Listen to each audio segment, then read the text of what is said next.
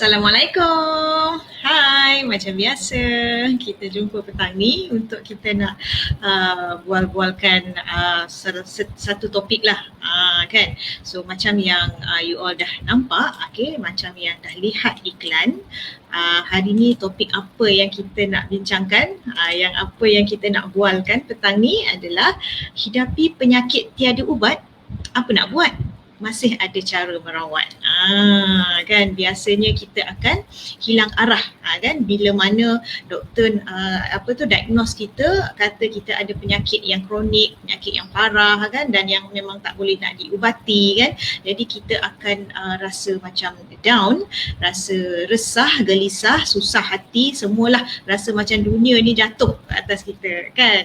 Tapi sebenarnya dunia anda belum berakhir. Kerana apa? Walaupun kita disahkan menghidap penyakit yang tiada ubat, kan, kata tak boleh nak rawat, tapi masih ada cara dia. Macam mana kita akan kupaskan hari ini berdasarkan kisah benar, okey?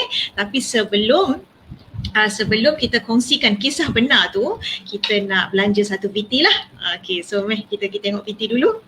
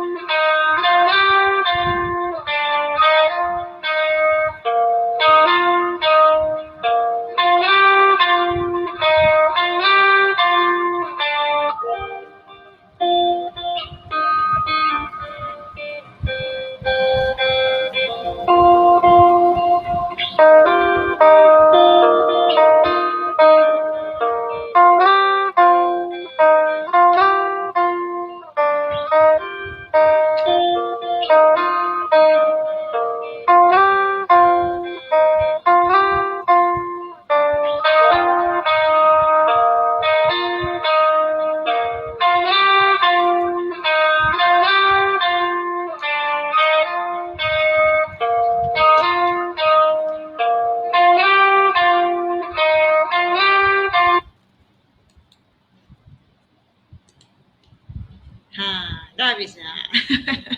Okey, you all nampak kan? Bila doktor sahkan kita mengidap sesuatu penyakit ataupun dia kata penyakit kita dah semakin parah, tak ada harapan nak sembuh, kena bergantung dengan ubat-ubatan seumur hidup, apa perasaan kita, kan? Mesti kita rasa macam Allahu Akbar, apa nak buat, kan? Walaupun benda tu belum lagi macam mana teruk pun, bila kita punya emotion kita dah terganggu, dia akan membantu lagi cepat merebaknya penyakit tu, kan? Jadi apa yang kita boleh buat, kita jangan risau, bertenang, okey? Bila diberitahu kita mengidap sesuatu penyakit yang tiada ubat, sebenarnya, okey, kita pegang balik kepada janji Allah, kerana Allah dah kata tidak diturunkan sebarang penyakit, tidak diturunkan sesuatu penyakit itu melainkan dengan penawalnya. So So kita peduli apa? Kalau orang nak kata tak ada ubat sekalipun, tak boleh sembuh sekalipun, kita tak nak pegang tu. Yang kita nak pegang yang janji Allah cakap ada ubat kan. Cumanya kita tak jumpa. Kita belum jumpa lagi penawar dia kan. So kenapa Win bangkitkan topik ni hari ni? Sebab Win terilham daripada kisah benar Win sendirilah. Sebab Win pun pernah disahkan oleh doktor mengidap penyakit yang tak ada ubat. Bukan satu, dua. Dua penyakit yang doktor kata tak ada ubat lah. Awak kena bergantung dengan painkiller sepanjang seumur hidup. Macam tu. Okey, jadi apa yang kita buat, apa perasaan kita pada masa tu, kita rasa macam bergantung dengan ubat macam tu kan. Okeylah, kita percaya je lah apa yang diberitahu pada kita tu kan. Kerana Win ni bukan jenis orang yang mencari penawar lain ataupun penyembuh yang lain. Macam kita bergantung pada apa yang dinasihati pakar lah macam tu kan. Dan bila masa kita sakit tu, kita memang bergantung dengan ubatan kan, sebab kita tak boleh tahan. Jadi kita kena kurangkan kesakitan tu dengan segera.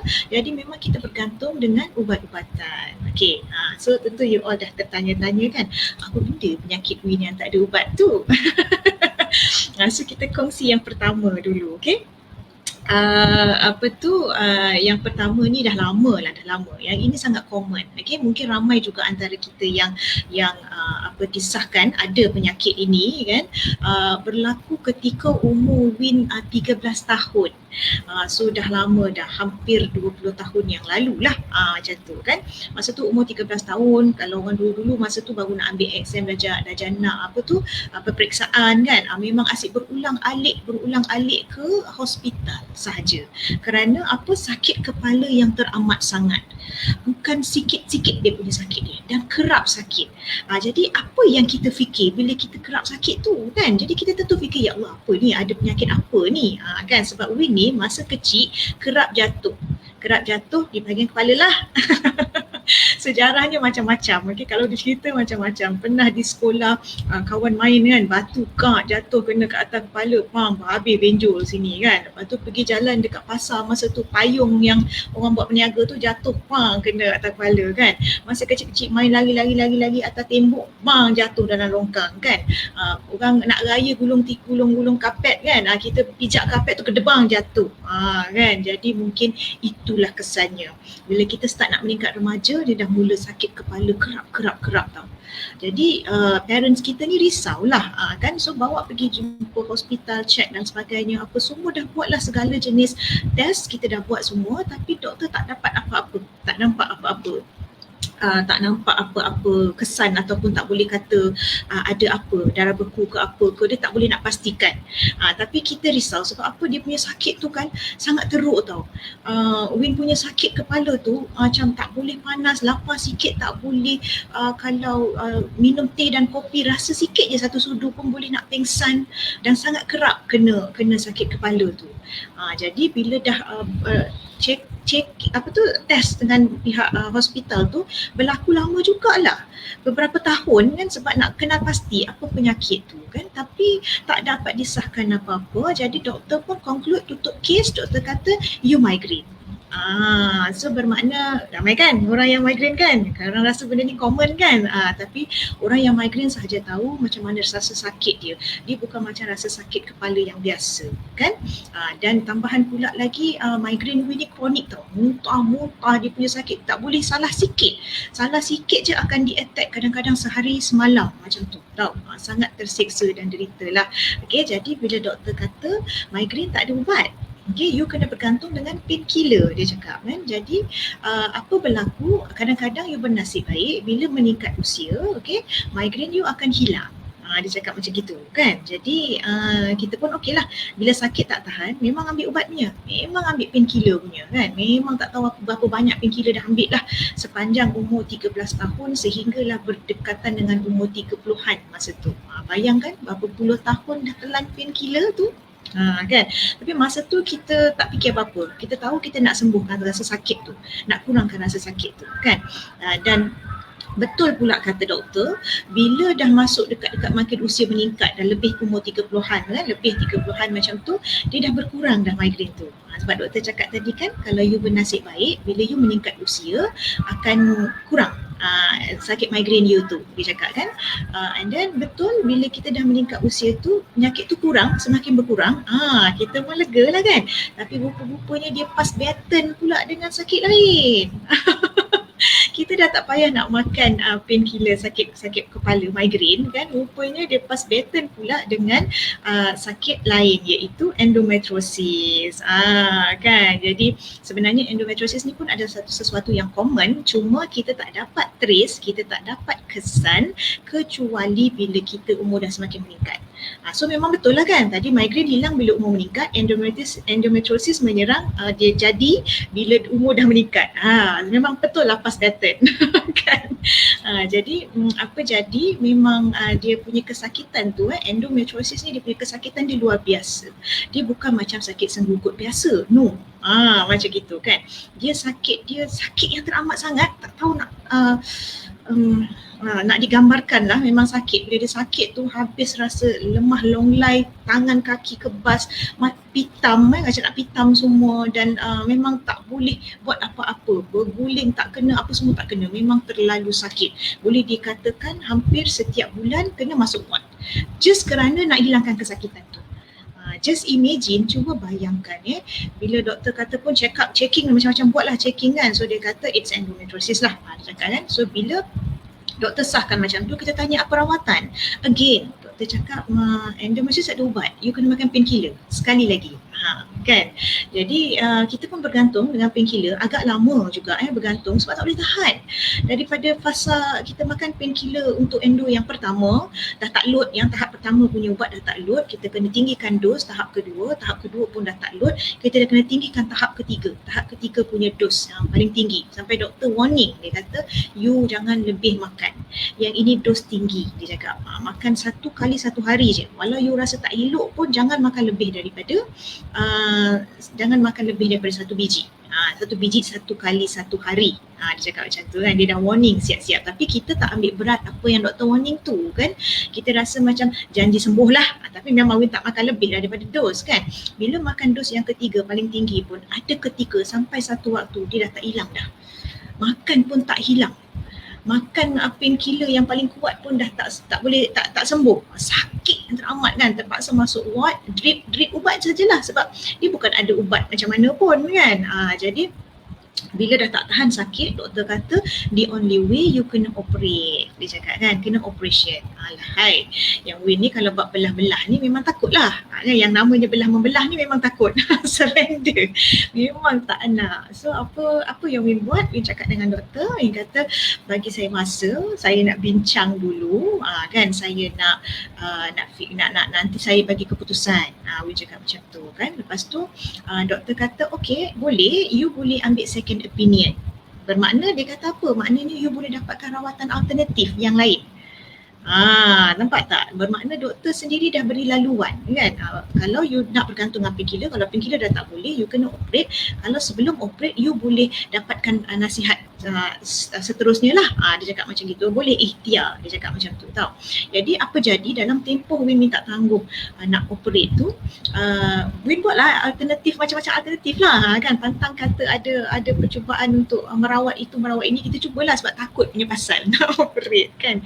Jadi kalau katakan acupuncture pun acupuncture kita try, kalau kata bekam-bekam pun kita try, apa lagi lah, name it kan, semua yang kata boleh ikhtiar kita cuba, tapi masih tidak mendatangkan hasil kan, masih lagi diserang sakit yang teramat sangat. Okey, cerita ni pun dah rasa letih sangat menahan kesakitan tu kan, sampai keluarga pun hanya keluarga lah yang tahu macam mana teruknya kan. Bila berlaku keadaan macam ni, kitaran hidup kita tu terganggu tau. Just imagine, kita tak boleh buat banyak benda. Bila dah dekat, sebab kita tak tahu bila masa kita akan diserang sakit yang teramat tu. Sebab bila kita diserang tu tak boleh buat apa. Kerana Win pernah diserang sekali masa pergi overseas masa tu. Kita ni hobi melancong, hobi melancong pula tu kan. Nasib baiklah masa umur muda-muda dulu dah banyak tempat kita settle kan. Bila masa jadikan cerita, masa tu Win ke Jepun, diserang sakit yang teramat, Masya Allah, dalam flight masa tu. Cemas sangat keadaannya kan dalam flight. Bayangkan apa nak buat, tak boleh buat apa kan, dia punya sakit tak boleh buat bincang punya lah. Kan, jadi memang selepas daripada hari tu memang dah tak ada lagi kena boleh pergi travel jauh-jauh, dah tak berani dah, sebab kita tak tahu bila kita akan dapat sakit tu, kan. Jadi sangat terganggu kitaran kesempurnaan hidup kita, terganggu lah. Nak buat benda tak boleh, nak buat ini tak boleh. Banyak benda yang kita nak rancang tak boleh dibuat sebab kita tak tahu bila masa kita akan sakit, macam tu. Okay. Jadi bila masa dah berlaku macam tu, dah ikhtiar macam-macam pun tak boleh, tiba-tiba Win diperkenalkan dengan sesuatu ikhtiar. Ikhtiar makanan sunnah superfood katanya kan. Jadi pada masa tu honestly Win memang very reluctant. Maksudnya macam tak mengambil berat pun. Sebab apa? Doktor dah cakap tak ada ubat. Lepas tu kita pun dah makan macam-macam ubat pun tak boleh juga kan. Kita dah pergi buat rawatan alternatif pun tak boleh juga. So kita kind of like macam memang betul lah doktor cakap kot, tak ada ubat lah. Macam tu kan. Dan yang paling tak bestnya, doktor bagi tahu bila you dah operate, kemungkinan dia akan kembali lagi. So apa fungsi yang operate ni? Kan. Jadi memang kalau boleh tak nak. So bila dah fikir-fikir balik, okey lah tak apalah, ini last choice lah. Mungkin cubalah, kalau kata sembuh lah, kalau tak sembuh operate lah. Macam tu, tak ada no harm kata orang kan. Kalau makan sembuh, okey tak payah operate. Kalau makan tak jadi apa-apa pun dah tentu kena operate juga kan. Jadi apa yang Win buat, mungkin Win dinasihatkan untuk ambil sunnah superfood, iaitu yang makanan yang berasaskan aloe vera, okey, biji delima, buah delima kan, aloe vera, buah delima, minyak zaitun, minyak ikan dan lebah yang berasaskan lebah. Win ambil tu. Tapi masa kita makan tu memang macam yolah boleh agaknya makan aje lah, macam tak ada perasaan kan. Tapi memang betul pertama kali bila Win makan, baru yang pertama, baru botol yang pertama, Masya Allah, dah rasa perbezaan dia sangat ketara. Sangat ketara tau dia punya beza tu tau. Sebab apa? Bila the first bottle Win makan tu, Win punya masalah tidur selesai tau. Masalah tidur selesai. Sebab Win sebelum ni memang ada masalah sukar tidur.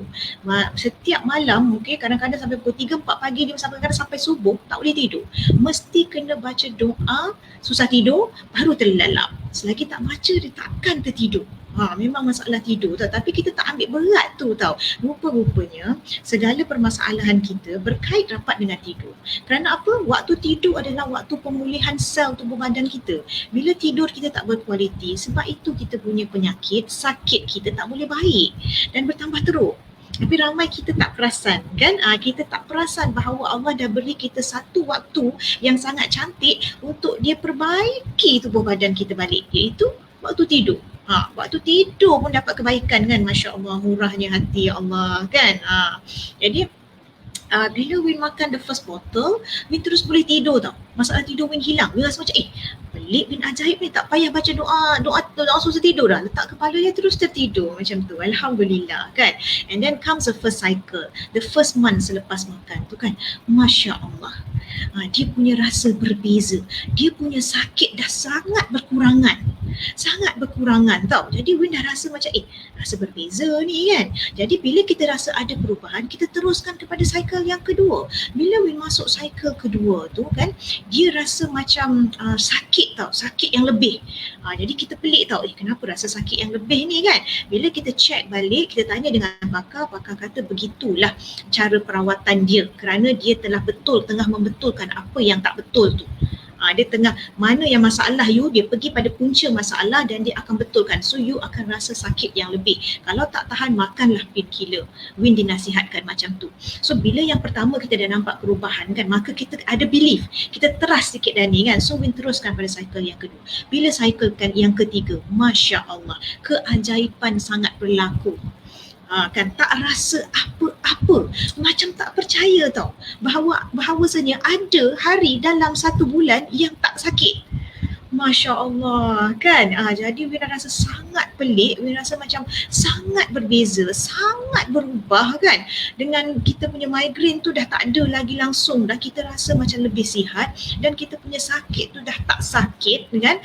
Hari kita boleh keluar buat macam-macam urusan tu kan tanpa gangguan. Jadi Win pun sangat macam ya Allah, ini macam ada sesuatu yang penambah baik ni kan. Jadi Win teruskan continue sehingga ke hari ini, Masya Allah, Alhamdulillah, semakin banyak penambahbaikan yang Win rasa, Alhamdulillah kan. Macam tak percaya sebab satu waktu dulu doktor pernah kata you tak ada ubat. Kan pernah disahkan kata you tak ada ubat, you kena bergantung dengan painkiller, pernah dikata begitu. Kan, jadi bila ada berlaku penambahbaikan, kebaikan dari segi kesihatan kita tu, saya rasa macam Masya Allah kan. Ini kebaikan yang perlu kita ceritakan pada ramai orang, kerana dekat luar sana ramai orang yang ada penyakit yang mungkin serupa atau yang lebih teruk ataupun macam-macam lebih jenis penyakit lagi kan. Jadinya hari ini Win nak kongsi sikit selepas dah berlaku penambahbaikan dan penyembuhan pada Win masa tu kan. Apa Win buat? Kaji kan, macam pelik lah kan. Kenapa dulu kata tak boleh sembuh, kenapa makan ubat chemical drugs apa semua pun tak load kan, kenapa sekarang ni boleh, kenapa sekarang ni bila dah makan yang makanan sunnah ni dia jadi bertambah baik kan, tak sakit kan. Jadi Win kajilah, kaji dan kaji, Win dapati sesuatu fakta.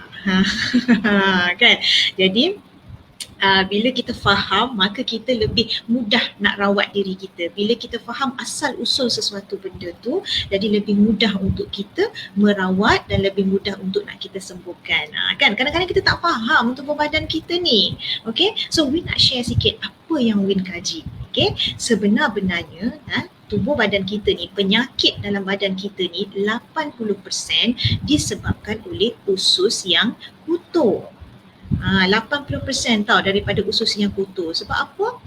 Dalam Quran dah ada kata dah, Nabi pun pernah cakap kan, perut adalah punca segala penyakit. Kerana apa? Kerana berdasar apa yang kita makan.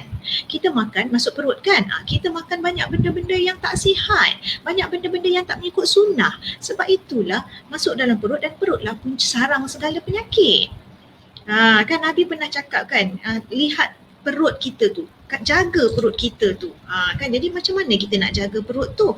Adalah dengan aloe vera. Sebab aloe vera ni adalah hadis Abu Daud ada kata, satu-satunya tumbuhan yang Allah cipta di muka bumi ini yang boleh cuci usus manusia adalah daun sabir, iaitu aloe vera lah.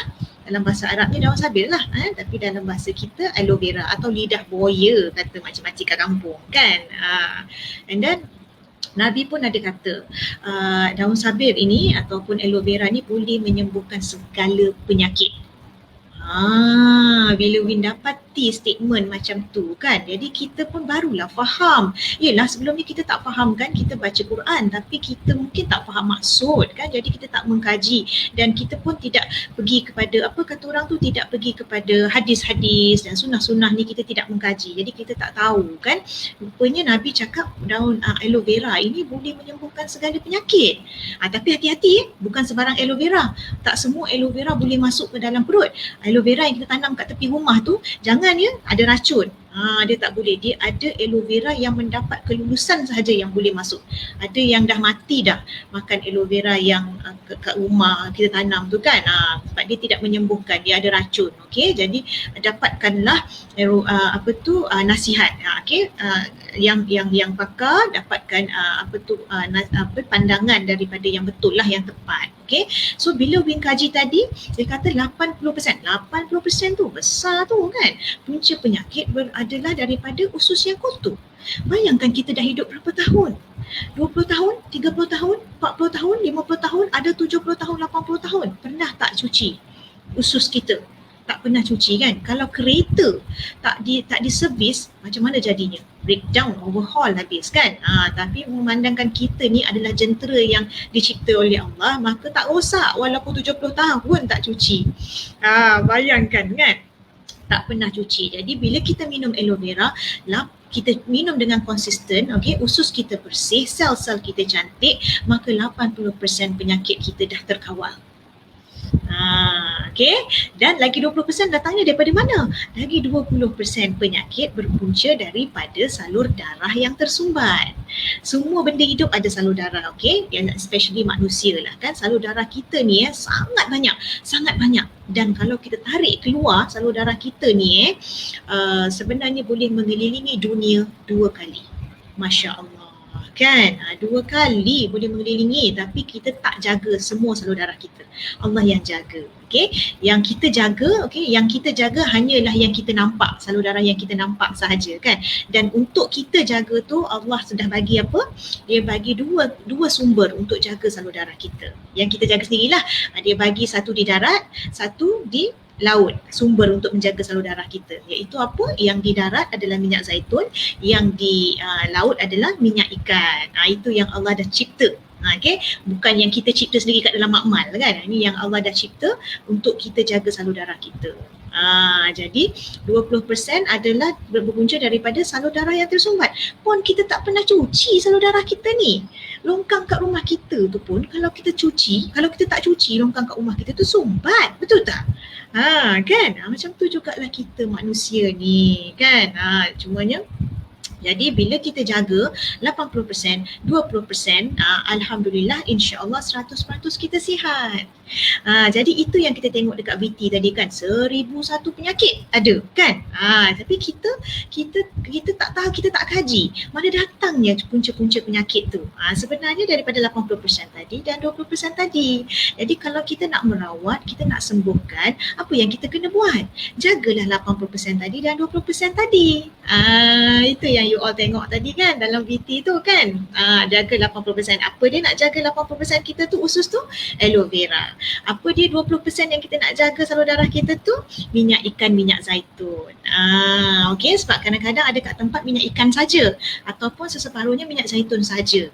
Okey, tapi dia tak boleh, dia kena dua-dua. Pasangan sejoli tu kena dua-dua baru terjaga kita punya saluran darah. Okey, so bila Win kaji macam tu, maka logiklah di akal kan. Patutlah aku buat macam-macam, makan apa-apa semua pun tak elok sebab kita tak jaga punca dia. Kan segala permasalahan kita kena selesaikan di punca. Bukan kita boleh selesaikan kat atas je. Kita kena gali kat bawah, selesaikan. Betul tak kan? Okey, jadi itu yang Win faham, maka logik lah kan, baru kita boleh terima akal. Okey. Dan selepas kejadian tu tak jumpa dah doktor tau. Selamat tinggal doktor pakar, dah tak jumpa dah, alhamdulillah, Allah izin kan. Dan bila kita Win kaji lagi hasil daripada kajian Win lagi tu kan, tak berhenti di situlah, kita go further lagi sebab kita nak faham tentang tubuh badan kita ni kan. Kita nak sihat, nak jaga nikmat sihat yang Allah bagi, tu je kan. Jadi bila kita masa belajar sekolah-sekolah, adik-adik yang masih belajar biologi pun tentu you all tahu, kita ni manusia ni, okey, sebelum terjadinya kita manusia ni, asas kita sekali apa? Adalah sel kan. Manusia terlahir dengan 30 trilion sel. Lahir-lahir dah ada 30 trilion sel dah. Kan, tapi 100 million sel mati setiap minit. Jadi kita kena renew lah sel kita. Okay. So sebelum jadi kita manusia, perkara paling asas dalam badan kita adalah sel. Sel bercantum, jadi tisu. Kan, tisu bercantum, jadi organ. Organ pula membentuk satu sistem pernafasan, sistem pembuangan, sistem pertumbuhan, kan, sistem perembiakan, macam tu. Selepas lengkap sistem barulah jadi kita manusia. Jadi bila kita nak sihat, apa yang kita kena jaga dulu? Bila organ kita bermasalah kan, jantung kita bermasalah, buah pinggang kita bermasalah, hati kita bermasalah kan, perut kita bermasalah, itu semua organ kan. Kita nak kena jaga apa? Kita bukan terus rawat organ tu, kita kena rawat sel yang pertama sekali, yang asas sekali. Itu yang ramai orang tak faham kan. Bila dia sakit kat jantung, dia terus nak rawat jantung. Bila dia sakit kat tangan, organ kan, terus nak rawat kat tangan. Bila sistem pembiakan tak betul kan, tak boleh dapat anak ke macam mana kan, terus nak rawat dekat bahagian pembiakan. Kan, kita tak pergi pada sel. Okay, sebenarnya kita kena pergi pada yang asas dulu. InsyaAllah dia akan melahirkan sesuatu rantaian yang baik. Maka lengkaplah kita sebagai satu manusia. InsyaAllah. Okay, alright. Jadi bila kita kata merawat sel ni kan, bila merawat sel dia perlukan cycle, ada kitaran dia. Dia bukan drugs, okay? Dia bukan ubatan yang kita buat di dalam lab dan sebagainya. Kalau yang mengandungi drugs, okay, bila kita sakit, kita makan terus, kita hilang sakit tu. Itu yang berlaku pada painkiller Win. Bila Win sakit tak tahan kan, sakit migraine tak tahan, sakit endo tak tahan, makan painkiller dalam masa sejam dia hilang ataupun setengah jam dia hilang, kan? Sebab apa? Sebab ada drugs. Okay, jadi dia buat kita rasa lega. Tapi dia tidak menyembuhkan, dia simpan sekejap je penyakit tu. Sebab itulah setiap bulan Win akan kena attack. Kalau Win makan drugs itu ataupun Win makan ubat tu dia menyembuhkan, sekali, dua kali Win makan, setahun Win makan, Win tak akan kena attack lagi. Logik tak? Betul tak? Sama tak dengan anda punya penyakit juga kan? Korang kena makan ubat setiap hari kan? Bertahun-tahun makan kan? Kalau ubat itu menyembuhkan, tentu kita tak payah makan lagi selepas tahun, selepas 2 tahun. Nampak kan? Logik kan? Jadi ubatan yang kita makan tu dia menyimpan penyakit kita, tapi dia tidak menyembuhkan sepenuhnya, macam tu. Sebab itulah bila orang makan ubat, doktor kata kena makan seumur hidup. Lebih-lebih lagi yang penyakit 3 serangkai tu, kan? Seumur hidup dah kena makan. Mak-mak kita kan, berapa banyak ubat dia kena makan kan? Sampai bila-bila tak boleh dikurangkan pun. Jadi okey, yang tu Win cakap tadi, bila kita kembali kepada rawatan sel. Okey, rawatan sel ni dia ada cycle. Okey, kena ingat dia bukan sembuh sel ini, dia tidak sembuh dalam satu malam macam tu. Okey, jangan kita kata kita makan makanan sunnah tu okey sel aku dah hello. Tak, sebab pembentukan sel dia ada cycle dia. Okay, so kita kena konsisten untuk merawat sel kita lah. Pula tu sel kita ni sentiasa rosak. Tadi kata 100 million sel, 100 juta sel mati setiap minit. Ini pun dah berapa banyak sel yang mati ni kan. Macam mana boleh mati lagi? Radioaktif daripada komputer, daripada telefon, yang kita makan macam-macam yang kurang sihat. Kita stres lagi, pencemaran lagi sekarang ni pula keadaan banyak virus dan sebagainya kan, banyak sel-sel kita yang mati. Okay, jadi maknanya kita kena sentiasa perbaharui sel kita. Kalau ada separuh orang tanya Win, okay, once saya punya sel dah complete, dah cukup sel saya ni, dah cantik sel saya ni, saya tak payah makan lagi ke rawatan sel ni. Again, Win cakap, 100 juta sel mati 1 minit. Setiap minit. Jadi kita nak kena hasilkan sel yang baru. Jadi sebenarnya kita kenalah yang rawatan berterusan. Sebenarnya kan sentiasa bagi makanan kepada sel kita supaya sel kita dapat makanan yang sihat, maka yang terlahir pun sihatlah. Kita pun sihatlah. Bila sel baru lahir pun sel yang sihat. Macam tu kan. Tapi mana you all nak? Makan seumur hidup ubatan berkimia, drugs, ataupun makan sentiasa berkala kan, perubatan makanan-makanan sunnah superfood. Kan mana yang korang nak kan? Boleh fikir sendiri kan? Okay, so kita sambung sikit lagi tentang kitaran sel. Okay, tentang kitaran sel sihat manusia. Kalau anda di kala ini ada berpenyakit yang kronik yang belum sembuh, insyaAllah Allah dah janji ada dia punya penawar dia. Cuma kita kena berikhtiar dan kita kena sabarlah menjalani rawatan tu kan. Janganlah kita sekejap lepas tu kita berhenti dah. Kejap dah berhenti dah. Ni nak sakit ni pun makan tahun-tahun ni. Kan lepas tu bila nak sembuh kita nak sekelip mata. Logiklah sikit macam tu kan. Okay, so untuk you all we nak bagi satu tips, satu ilmu sikit, okay, tentang kita punya kitaran sel. Kita cakap tadi sel memerlukan masa untuk dikitar komplit kan. Okay. Untuk sel perut, dia ambil masa 7 hari. Setiap 7 hari dia akan kitar sel yang baru. So setiap 7 hari dia akan renew kita punya sel perut. Okay. Sel paru-paru memerlukan 15 hari. 15 hari untuk renew sel paru-paru. Sel kulit, kalau kulit kita ni ada masalah itu ke ini apa ke kan, okay, dia punya kitaran kulit yang baru setiap 28 hari. Okay, bukan tiba-tiba kita tepuk hari ni okey siap semua kan, bukan dia at least dia kena 28 hari untuk ganti cycle yang baru. Okay, and then sel darah merah. Sel darah merah ambil masa 4 bulan untuk hasilkan yang baru. Yang ini senanglah. Biasanya kalau kita suka derma darah, doktor akan cakap bila kita dah derma darah, dia akan kata you datang semula 4 bulan kemudian kalau nak derma. Kan tak boleh derma kerap sebab sel darah merah tu tak terhasil lagi. Selepas 4 bulan baru terhasil yang baru. Okay, dan last sekali sel hati. Sel hati memerlukan 6 bulan. Sel hati ni sel utama tau. Okay, banyak kita punya proses-proses semua bergantung pada kita punya sel hati lah, kesihatan sel hati kita. So kalau sel hati kita tu bermasalah, okay, banyaklah masalah kesihatan kita macam tu. Okay, so sel hati perlukan 6 bulan. Jadi sekiranya kita membuat rawatan sel ataupun sekiranya kita tengah diuji dengan pelbagai penyakit, baiki kita punya sel. Rawatlah kita punya sel. Itu yang Win nak nasihatkan. Kerana apa? Win pun dah nikmati dah kebebasan kesihatan tu. Alhamdulillah. Sebab Win sebelum ni sangat terjajah dengan masalah kesihatan kan. Hanya Win dan juga orang-orang sekeliling Win tahulah macam mana keadaan terjajah dengan masalah kesihatan tu kan. Dan mungkin anda yang sedang diuji dengan masalah kesihatan pun merasa macam mana terseksanya bila dijajah dengan masalah kesihatan kan. Jadi berilah masa, okay, untuk sel kita ini perbaiki yang baru. Perbaiki yang baru, especially bila kita dah ada penyakit, bila kita dah start sakit, lagi kita perlukan rawatan yang berterusan dan lagi kita perlukan masa yang lebih lama.